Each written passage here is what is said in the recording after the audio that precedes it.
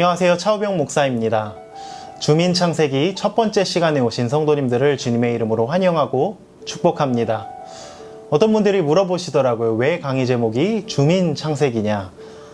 우리가 카메라 렌즈를 넣었다가 뺐다가 하는 거를 줌아웃 한다고 하지 않습니까? 이 6주의 시간 동안 우리가 창세기 이 성경을 줌인 땡겨서 자세히 보기도 하고요. 줌아웃 다시 빼가지고 창세기가 어떻게 전체적인 흐름을 가지고 가고 있는지 알아보는 시간을 가질 거거든요. 그래서 이 강의의 제목이 줌인 창세기입니다.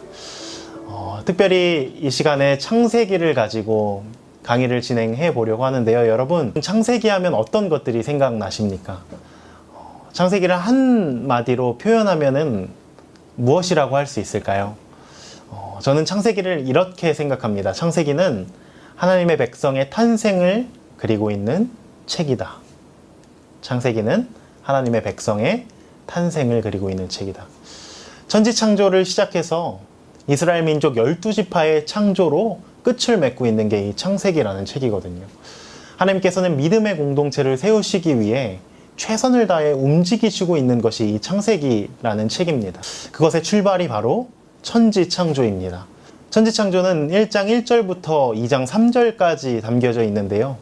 그렇다면 천지창조에서 가장 핵심적인 내용은 무엇일까요? 무엇을 이야기하고자 하나님 여기에 말씀하시는 걸까요? 우리 창세기 1장 1절부터 2절까지 한번 읽어보겠습니다. 태초에 하나님이 천지를 창조하시니라. 땅이 혼돈하고 공허하며 흑암이 깊음 위에 있고 하나님의 영은 수면 위에 운행하시니라. 아멘. 태초에 하나님이 천지를 창조하셨는데 무엇이 있다고 하나요? 땅이 있는데 혼돈과 공허, 흑암이 깊음 위에 있고 또 수면, 물이 있다는 겁니다. 아무것도 살아갈 수 없는 흑암의 세력이 온 천지 사방을 감싸고 있습니다. 이것이 하나님께서 천지를 창조하시기 전에 이 세상의 모습이라는 거죠. 결국 천지 창조의 이야기는 무엇과도 일치할 수 있냐면요. 한 인간의 삶과도 일치되어지기 시작합니다. 이후에도 계속 쭉 이것과 연관해서 나누겠지만 하나님을 만나기 전에 인간의 상태가 이 천지를 창조하시기 이전의 상태와도 같다는 거죠. 혼돈 그 자체고요. 공허 그 자체고 칠흑 같은 물로 가득 차서 아무것도 살 수 없는 상황이 인간의 모습이었다라는 거죠. 더 정확히 말하면은 하나님을 만나기 전 하나님이 나에게 새로운 영을 창조해 주시기 전에 인간의 모습이었다는 겁니다. 그래서 천지창조는 이 창세기 1장 1절에 단 한 번 있었던 사건이 아니라요. 하나님의 천지창조는 끊임없이 지금도 우리의 삶을 통해서 펼쳐지고 있다는 사실을 기억하면서 계속 강의를 들어갔으면 좋겠습니다. 그런데 이 천지창조의 과정 중에 유독 하나님께서 많이 하시는 작업이 있습니다. 한 절 한 절을 살펴보면요. 교재에도 나와 있는데요. 먼저 창세기 1장 4절 이렇게 기록되어져 있습니다. 빛이 하나님이 보시기에 좋았더라. 하나님이 빛과 어둠을 나누사. 또 6절 읽어보겠습니다. 하나님이 이르시되 물 가운데 궁창이 있어 물과 물로 나뉘라 하시고 7절 하나님이 궁창을 만드사 궁창 아래의 물과 궁창 위의 물로 나뉘게 하시니 그대로 되니라. 14절 하나님이 이르시되 하늘의 궁창에 광명체들이 있어 낮과 밤을 나뉘게 하고 마지막으로 18절 읽겠습니다. 낮과 밤을 주관하게 하시고 빛과 어둠을 나뉘게 하시니 하나님이 보시기에 좋았더라. 5절을 읽었는데요. 공통적으로 나오는 단어가 있습니다. 성경책을 가지고 계신다면 밑줄 그어도 좋을 것 같아요.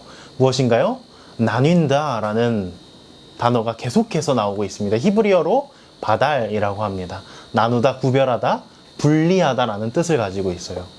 그런데 이 바달이라는 단어가 또다시 집중적으로 등장하는 곳이 있습니다. 구별되고 분리되어지고 나누어지는 것을 강조하는 성경 5경 중에 있습니다. 바로 레위기입니다. 레위기 20장 24절부터 26절 제가 읽어보겠습니다. 내가 전에 너희에게 이르기를 너희가 그들의 땅을 기업으로 받을 것이라. 내가 그 땅 곧 젖과 꿀이 흐르는 땅을 너희에게 주어 유업을 삼게 하리라 하였노라. 나는 너희를 만민 중에서 구별한 너희의 하나님 여호와이니라. 너희는 짐승이 정하고 부정함과 새가 정하고 부정함을 구별하고 내가 너희를 위하여 부정한 것을 구별한 짐승이나 새나 땅에 기는 것들로 너희의 몸을 더럽히지 말라. 너희는 나에게 거룩할지니라. 이는 나 여호와가 거룩하고 내가 또 너희를 나의 소유로 삼으려고 너희를 만민 중에서 구별하였음이니라. 아멘. 구별이라는 단어가 몇 번 나옵니까? 4번 나옵니다. 이렇게 짧은 구절 안에 똑같은 단어거든요. 히브리어 바달. 이 바달이라는 단어가 집중적으로 나오는 곳은 성경을 통틀어서 이 2경우밖에 없습니다. 천지를 구별하시고 분리하시면서 하나님이 원하시는 세상을 이 천지 창조를 통해 만들어 가시고 계시는 중이거든요. 그것이 레위기 속에서는 천지 만물이 아니라 우리 사람 안에서 하나님 구별을 시작하시는 겁니다. 우리의 삶이 세상과 구별되어지는 것, 천지가 구별되어지는 것처럼 우리의 인생도 구별되어지고 분리되어져야 한다는 것이 하나님께서 우리에게 주시는 삶의 길인 것이죠. 그것이 거룩입니다. 이렇게 하나님께서는 천지를 창조하실 때부터 우리를 향한 계획을 가지고 계셨다는 거거든요. 우리를 구별하시고 세상과 다른 삶을 살기를 원하셨다는 겁니다. 그래서 하나님의 백성을 세워나가시고 하나님의 나라를 세워나가기 원하셨다는 겁니다. 그렇기 때문에 하나님의 창조 세계를 쭉 살펴보면서 정확하게 우리가 이 뜻들을 알지 못하면요, 우리도 우리에게 맡겨진 세상을 잘못된 방향으로 창조해 나갈 수 있는 안타까운 일이 생길 수 있다라는 거거든요. 그래서 우리가 이 천지 창조의 일부터 하나하나 마음 가운데 잘 되새겨야 합니다. 교재에 보시면 첫 번째 나와 있는 표가 있습니다. 교재 4페이지인데요. 천지 창조의 순서가 나타나고 있습니다. 다시 한번 창세기 1장 1절부터 2절 읽어드리겠습니다. 태초에 하나님이 천지를 창조하시니라. 땅이 혼돈하고 공허하며 흑암이 깊음 위에 있고 하나님의 영은 수면 위에 운행하시니라. 아멘. 창조가 되기 전의 상태 어땠나요? 땅이 혼돈하고 공허하며 흑암이 깊음 위에 있었고요. 하나님의 영이 수면에 운행했다고 적혀 있죠. 고대 근동의 신화들을 보면요, 항상 신들이 무엇과 싸워서 세상을 평정하냐면요, 악을 상징하는 물의 세력과 싸워서 세상을 평정합니다. 이런 신화적인 세계관이 살아가면서 저절로 생길 수밖에 없어요. 우리는 신화를 미신이라고 생각할 수 있죠. 그렇게 실제로 생각합니다. 그리스 신화는 미신이죠. 근데 그 당시 사람들에게 신화는 과학이었다는 겁니다. 지금 우리에게 과학은 과학자들이 만들어낸 믿을 만한 논리들을 과학이라고 하는데, 그 당시에는 각종 신화가 과학이었습니다. 왜냐하면 인간이 삶을 살아가면서 설명할 수 없는 현상을 만났을 때, 지금이야 뭐 과학이 매우 발전했고 여러 가지 관측 도구들이 있어서 날씨를 예보하기도 하고 여러 가지 상황들을 예측해내기도 하지만, 그때 당시 인간이 설명할 수 없는 현상을 만났을 때는 인간이 할 수 있는 일이 신화를 만들어내는 일밖에 없었다는 겁니다. 그래서 그 당시에 왜 이렇게 하늘에서 천둥 번개가 쳐대고 번개가 내려오면서 땅을 울려대고 지축을 움직이면서 바람이 거세게 휘몰아칠 때 왜 이렇게 파도는 세상을 다 집어삼킬 것처럼 하는가? 그것을 고대 사람들은 다 이해할 수 없었거든요. 그래서 바알 신과 얌이라는 바다의 신이 전쟁을 치르고 있는 중이다, 이렇게 설명하는 거예요. 그런데 3, 4일이 지나면은 뭐가 잠잠해져요? 보통 바다가 잠잠해지지 않습니까? 그러면 바알이 이겼다고 하는 거예요. 그래서 바알이 주신이 되고 왕이 된다는 내용이 들어가 있는 거죠. 그런 내용들과 성경을 비교해보면 잘 모르는 사람들은 비슷한 이야기라고 할 수 있습니다. 그냥 신화라고 치부할 수 있어요. 그런데 분명히 성경은 신화적인 내용, 특별히 이 다신적인 사상을 다 잘라냅니다. 하나님 외에 그 어떤 신도 존재할 수 없다. 그래서 무엇라고 이야기합니까? 땅이 혼돈하고 흑암이 깊음 위에 있고 누구의 영이 수면 위에 운행해요? 하나님의 영이 수면 위에 운행했다 라고 창세기 1장과 2절에서 기록하고 있는 것입니다. 그 밑으로 쭉 또 살펴보면, 그런데 여기 첫째 날, 둘째 날, 셋째 날 배경이라고 써져 있고요. 실체, 넷째, 다섯째, 여섯째 날 이렇게 구분되어서 놔뒀는데, 우리가 사실 넷째, 다섯째, 여섯째는 외울 필요가 없습니다. 왜냐하면 첫째, 둘째, 셋째 날만 외워두면 자연스럽게 넷째, 다섯째, 여섯째가 따라오기 때문입니다. 하나님이 그렇게 만드셨다는 거거든요. 첫째 날 무엇을 만드셨습니까? 빛을 만드셨습니다. 하나하나 다 읽어보지 않고 이렇게 언급하면서 넘어가겠습니다. 둘째 날은 궁창을 만드셨습니다. 물과 물을 나누고 공간, 우리는 그것을 궁창이라고 하죠. 공간을 만드셨고요. 셋째 날 육지가 올라오고 초목이 자라나기 시작했다는 중요한 이슈가 셋째 날에 있습니다. 넷째 날은 당연히 빛과 맞상대가 되는 것이 생겨났겠죠. 그것이 바로 해와 달과 별입니다. 고대 근동에서도 해와 달과 별을 신으로 섬기지 않는 나라가 없었거든요. 해와 달과 별 없이는 인간의 생명이 존재할 수 없다는 신념이 그 당시에 팽배해 있었다라는 거죠. 그런데 이스라엘은 그것은 아니라고 이런 지하에 그어버리는 겁니다. 누가 없으면 안 되는 것이냐? 해와 달과 별이 아니라 하나님의 말씀이 없이는 인간이 존재할 수 없다라는 것을 그대로 선포하는 중이거든요. 하나님께서 말씀하시자 모든 것이 이루어진다는 거예요. 거기에 해와 달과 별도 그저 하나님의 피조물일 뿐이라는 것을 선포하고 있는 중입니다. 그러면 결국 우리에게 가장 중요한 것은 무엇이냐면 하나님의 말씀이라는 것입니다. 하나님께서 말씀하시면 모든 것이 다 생기는 중이거든요. 여기서 우리가 걸어가야 할 길이 있다는 거예요. 무엇이에요? 하나님의 뜻만 따르면 된다는 겁니다. 그것을 하나님께서 천지 창조하실 때부터 보여주고 계시다는 거예요. 그 다음 다섯째 날 보겠습니다. 다섯째 날 물에는 물고기, 하늘에는 새가 생깁니다. 먼저 무엇을 만들어 놓으신 겁니까? 새나 물고기를 먼저 만들어 놓으시지 않고요. 살아갈 환경을 먼저 만들어 놓으시고 둘째 날과 대칭이 되는 거죠. 살아갈 환경을 먼저 만들어 놓으시고 그것을 바탕으로 살아갈 존재를 만드시는 겁니다. 그럼 당연히 셋째 날 육지에서 초목이 자랐으니까요. 당연히 초목을 바탕으로 살아갈 수 있는 존재들, 여섯째 날 무엇입니까? 짐승과 사람을 지으셨다는 겁니다. 여기서만 봐도 하나님은 우리가 살아갈 수 있는 환경을 미리 만들어 놓으셨다라는 것을 우리가 캐치해 볼 수 있는 거죠. 그럼 우리가 이것을 보면서 무엇을 깨달을 수 있느냐? 천지창조 안에 이미 하나님께서 우리에게 원하시는 것이 다 들어가 있다는 거예요. 하나님은 지금도 나를 먹는 것, 입는 것에 초점을 맞추는 삶이 아니라 안식일을 향하여 하나님께 진정으로 예배하는 삶을 위하여 달려갈 수 있는 사람이 세워지길 원하고 계신다라는 겁니다. 우리가 가야 할 길은 정해져 있다는 거예요. 하나님께서 마련해 놓으신 것에 자꾸 신경 쓰지 말라는 거예요. 하나님께서 바라시는 것은, 하나님 우리에게 바라시는 것은 아무것도 안 보여도 그 길을 향해, 그 안식일을 향해 하나님 손잡고 그 길을 묵묵히 걸어가는 것, 하나님 그것을 바라신다는 것입니다. 이렇게 해서 우리가 안식일까지 왔는데요. 이 안식일을 바르게 지키기 위해서는 교재에 이제 1번으로 하나님의 형상이라고 적어놨습니다. 하나님의 형상이 무엇인지 알아야 우리가 이 안식일을 바르게 지킬 수 있습니다. 하나님의 형상으로 이루어지지 않은 사람은 절대 안식일을 지킬 수 없기 때문입니다. 그럴 수 없는 것이 하나님을 모르는 사람이 어떻게 하나님의 안식일을 지킬 수 있겠냐는 거예요. 그렇다면 하나님의 형상은 무엇이냐? 이것을 알 수 있는 가장 좋은 방법은 히브리어 원어에서 살펴보는 방법입니다. 히브리어로 젤렘이라는 단어가 이 형상이라는 단어거든요. 그런데 아이러니한 사실 하나가 있습니다. 이 단어는 무엇이랑 같은 단어냐면 민수기 33장 52절입니다.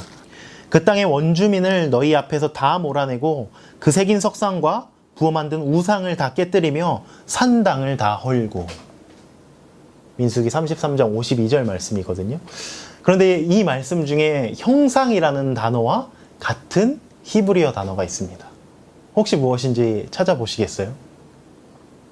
이 중에서 우상이라는 단어가 바로 젤렘이라는 히브리어 단어를 그대로 사용하고 있습니다. 뭔가 이상하죠? 하나님의 형상이 우상이라는 건가? 그런데 우리가 우상이라는 차원에서 머물러 있으면 안 됩니다. 우상이 왜 세워져 있는지를 먼저 생각해 봐야 합니다. 우상을 세워놓는 이유는 이곳에 누구의 통치권이 미치고 있다는 걸 보여줍니까? 그 우상이 이 지역을 통치하고 다스리고 있다는 것을 의미합니다. 우상은 이 지역의 그 우상이나 아니면 그 우상을 등에 업고 있는 자의 통치권이 미치고 있다는 걸 보여주거든요. 그 우상을 믿고 있는 사람이 바벨론 왕이면 바벨론 왕이 그 우상을 등에 업고 자기의 통치권을 휘두를 것입니다. 이집트라면 이집트의 바로가 그 우상을 등에 업고 통치권을 휘두를 것이고요. 왜냐하면 우상은 살아있는 존재가 아니기 때문에 그 안에 인간의 욕심이 들어갈 수밖에 없다는 거거든요. 그런데 하나님의 형상으로 지어진 인간이라는 존재, 누구에 의해서 만들어졌습니까? 하나님에 의해서 만들어졌습니다. 그럼 이제 우리가 서 있는 곳이 누구의 통치권이 선포되어져야 하는가? 하나님의 통치권이 선포되어져야 한다는 것입니다. 우리가 걸어가는 곳마다 하나님이 살아서 움직이는 역사가 펼쳐져야 한다는 것입니다. 인간이 하나님의 형상이라는 것, 이것은 하나님께 어쩌면 모험이기도 하고요. 상당한 위험 요소가 되기도 할 수 있거든요. 세상이 우리가 아니면 하나님의 형상을 볼 수 없다는 거예요. 그렇다면 세상은 지금 우리를 통해 혹은 나를 통해 하나님의 형상을 보고 있는가? 우리가 이 말씀을 묵상하면서 그것을 고민해야 한다는 것입니다. 그래서 이 형상은 필연적으로 다스림과 연결될 수밖에 없습니다. 하나님 형상을 부여해 주신 존재에게 이 다스림의 사명을 맡겨주셨기 때문이죠. 창세기 1장 28절입니다. 하나님이 그들에게 복을 주시며 하나님이 그들에게 이르시되 생육하고 번성하여 땅에 충만하라. 땅을 정복하라. 바다의 물고기와 하늘의 새와 땅에 움직이는 모든 생물을 다스리라 하시니라. 아멘. 하나님이 형상을 우리에게 부여해 주신 이유는 이 땅에서 나 대신 너희가 다스려야 한다는 거예요. 나 대신에 이 땅을 바른 길로 이끌어 가라고 하나님 말씀하시는 겁니다. 당연히 우리의 소명은 하나님의 형상을 가지고 잘 다스리는 것이라는 거예요. 다스림. 우린 보통 이 다스림을 왕, 지금으로 말하면 그 집권자들에 의해서 일어난다고 생각하죠. 그런데 고대 근동의 어떤 나라도 이스라엘처럼 민주화된 나라가 없었다는 거예요. 왕만 하나님의 형상으로 지어진 존재가 아니라 모든 사람이 하나님의 형상으로 지어진 존재라는 것이 이스라엘 신앙의 핵심이었다는 겁니다. 우리도 마찬가지죠. 우리도 어느 한 사람 하나님의 형상을 가지지 않은 사람이 없습니다. 그 말인즉슨 우리 각자가 있는 그 자리에 올바르게 하나님의 통치권이 선포되어져야 하고요. 올바른 다스림이 있어야 한다는 것을 의미합니다. 그래서 안식일은 이것을 결단하는 날이라는 거예요. 하나님을 찬양하고요. 우리에게 맡겨주신 이 세상을 하나님 내가 이렇게 만들어 가겠습니다. 하나님 내가 하나님의 말씀으로 이 세상을 이렇게 다스리겠습니다. 결단하는 날이 안식일 예배라는 것입니다. 자, 이제 안식일 예배를 드렸습니다. 우리로 따지면 주일에 예배를 드렸습니다. 그럼 이제 이것이 실제 어디에서 드러나야 할 것인가? 교재 한 페이지 더 넘겨보면 좋을 것 같아요. 안식일에 결단되어진 것이 에덴 동산에서 실행되어야 한다는 것입니다. 에덴 동산에서 이제 인간의 일이 시작되는 겁니다.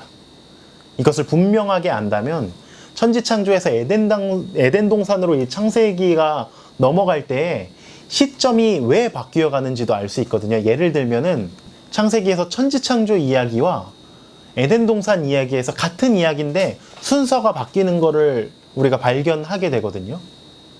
천지창조 이야기에서는 초목과 짐승이 먼저 창조되었다고 우리 좀 전에 알아봤습니다. 그런데 창세기 2장 5절 한번 읽어볼까요? 여호와 하나님이 땅에 비를 내리지 아니하셨고 땅을 갈 사람도 없었으므로 들에는 초목이 아직 없었고 밭에는 채소가 나지 아니하였으며. 사람이 없으니까요. 하나님께서 비도 안 내리셨고요. 초목도 내지 않으셨다고 이야기하고 있습니다. 순서가 뒤바뀐 거예요.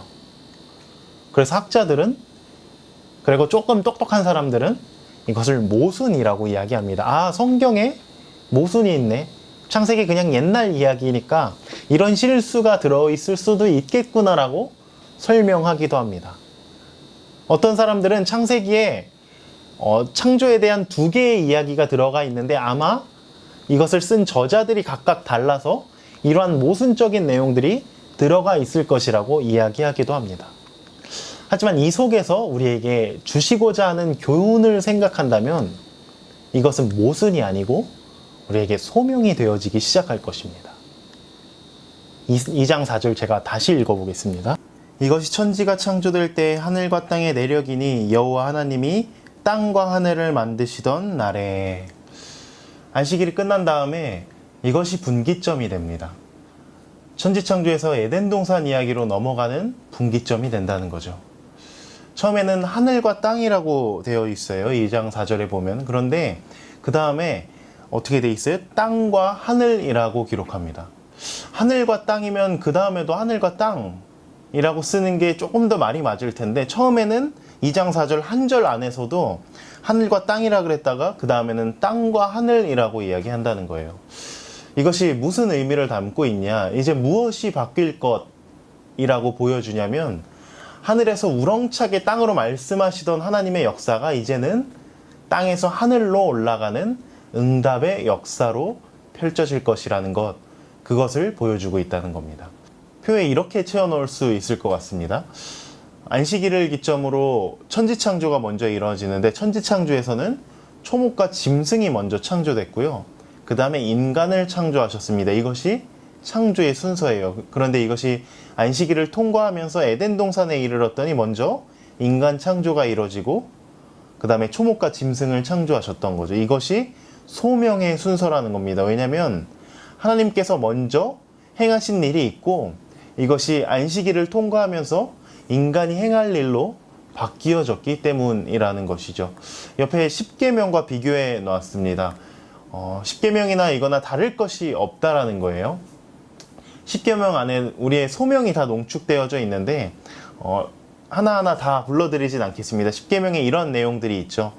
1번부터 10번까지 표를 이렇게 채워 넣을 수 있을 것 같은데, 1에서 3계명을 먼저 보면 왜 이렇게 하나님 먼저 1에서 3계명을 이야기하시는가. 나 외에 다른 신을 두지 말고, 새긴 우상을 만들지 말고, 여호와의 이름을 망령되이 부르지 말라고 왜 말씀하시는가.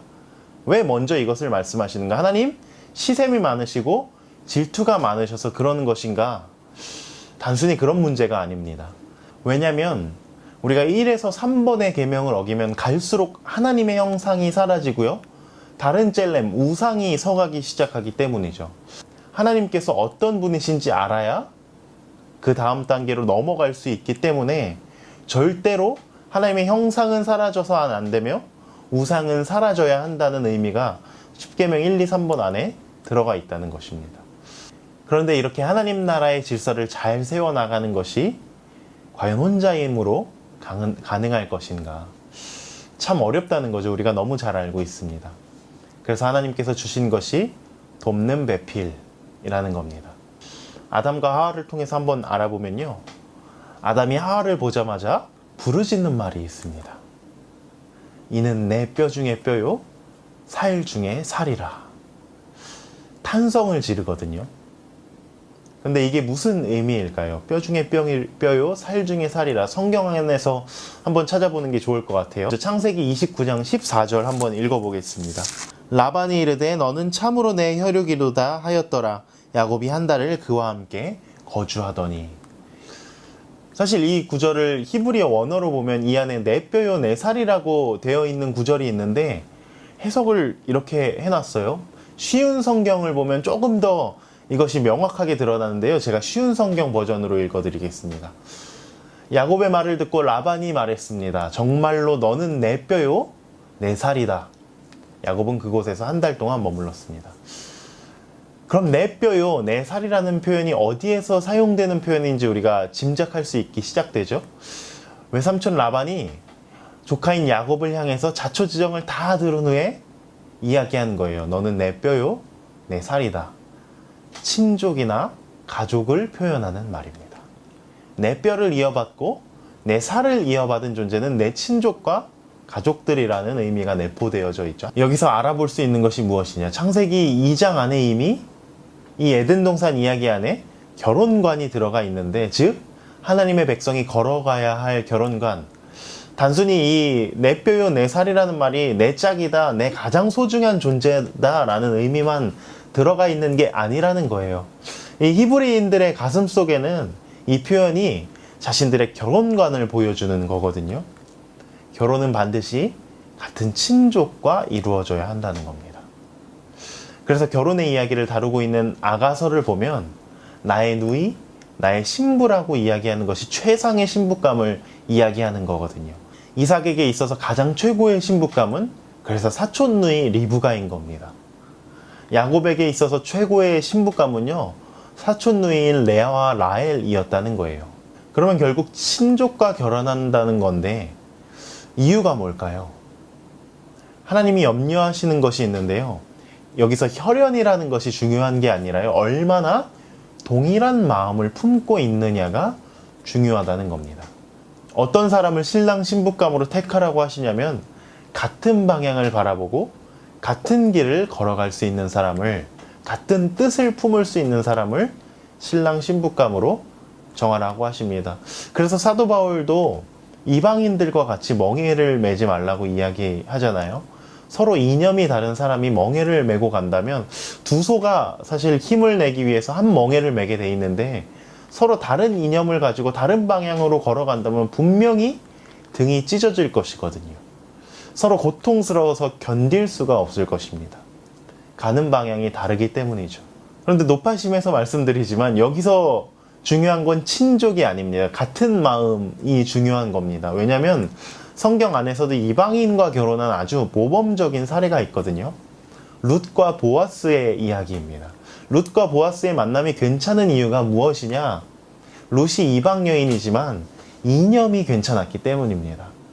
어머니가 가시는 곳에 나도 가고, 어머니가 머무시는 곳에 나도 머물고, 어머니의 백성이 나의 백성이 되고, 또 무슨 얘기예요? 어머니의 하나님이 나의 하나님이 될 것이라. 그리고는 고향과 친척을 다 버리고요. 자기의 신들을 다 버리고요. 나오미를 따라서 유다 땅으로 들어오는 겁니다. 이념이 같은 사람이기 때문에 동일한 길을 걸어갈 수 있고요. 하나님께서 그 길을 허락해 주셨다는 것이죠.